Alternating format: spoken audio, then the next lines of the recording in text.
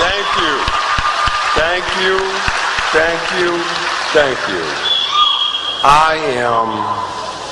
First thing I got to tell you is I don't want to disappoint anybody, but when you get a reception like this, I need to let y'all know that Will Smith is not coming. This is as good as it's going to get right here. I will always also share with you that you get to all of us. You're going to get to a point in your life where you have something called people. And these people who work for you and work with you, it's their job to protect you from yourself. And what I mean by that is on days like today, occasions such as this, they're going to tell you what to say and how to say it.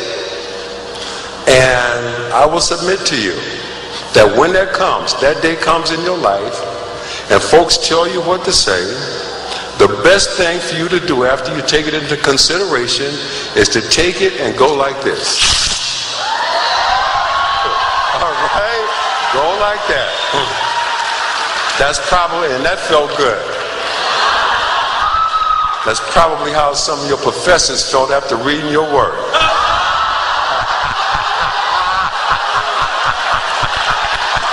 And you know what I'm talking about. I know you do.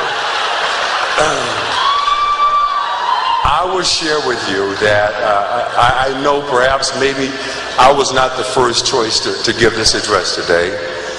Maybe I wasn't the second choice. But I was the only one to return your call. Okay? And out of all the mother folk, I was probably the only one that could get here on public transportation.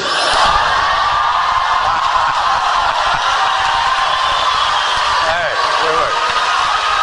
Some of the mother folk, when you say Bart to some of the mother folk, they probably think you're talking about Bart Simpson. I returned your call immediately and accepted because a lot of folks don't know this, but there was a point in time where being a working single parent with a 14-month-old baby tied on my back, that my son and I slept on this campus. So for me to go from where I was to giving this address to you today, I kind of feel like it's my graduation too.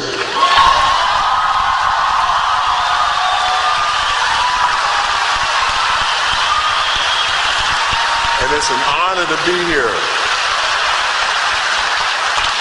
Before I say another word, I want to congratulate all the parents, the mothers, fathers, grandmothers, aunties, uncles, big brothers, big sisters, who helped all of us to get here today.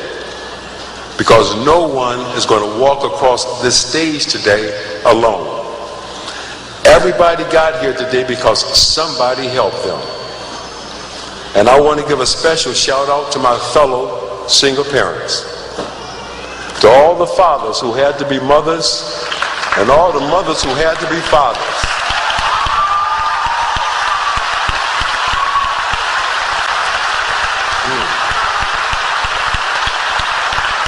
Because the best thing that ever happened to us as parents is you guys. And we are so proud of you. And I want to tell you something else. I want you to consider it. There was somebody else who's not here today who helped you get to where you are. I don't know whether that person was a high school teacher, a counselor, or maybe it was someone who just worked in the school, who saw in you something that maybe at some point you didn't see in yourself. And I want to ask you today to reach out to that person. Don't call them. Go see them. Don't email them. And whatever you do, do not Twitter, tweets, or whatever that stuff is. All right? Don't do it. Go see them. Shake their hands. Hug them.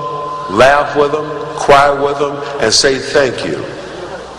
And to all the folks who said you couldn't do it, to all the folks who said you wouldn't make it, you are perfectly justified to say, how you like me now?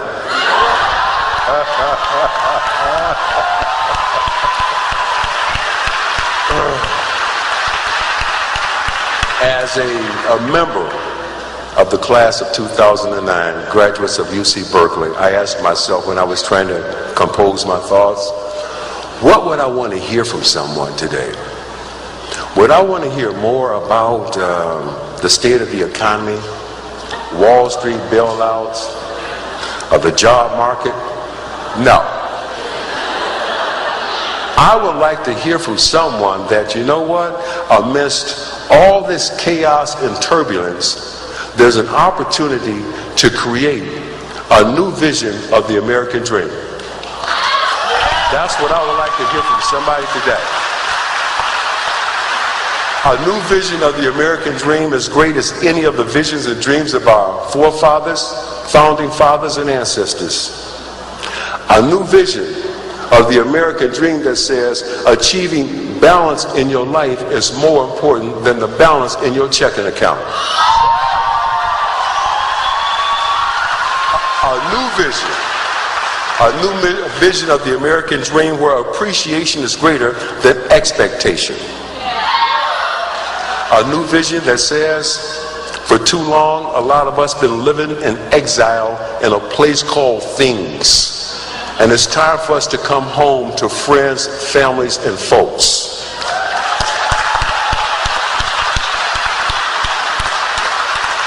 I submit to you today that this new vision of the American dream means that what you do does not define who you are. A new vision that says, do not confuse your net worth with your self-worth. A new vision that says, hey, stuff, toys, and things exist, but they are not necessary for you to be happy. This vision I submit, firmly rooted in the past, appreciative of today, but clearly focused on the future that we can choose to create. And my last words to you today will be this. A lot of other folk will tell you that the sky is falling. I will not say that to you. I will not tell you that the sky is falling. I will say that those are pennies from heaven. You know why I say that? Because I've seen this movie before and I know how it turns out.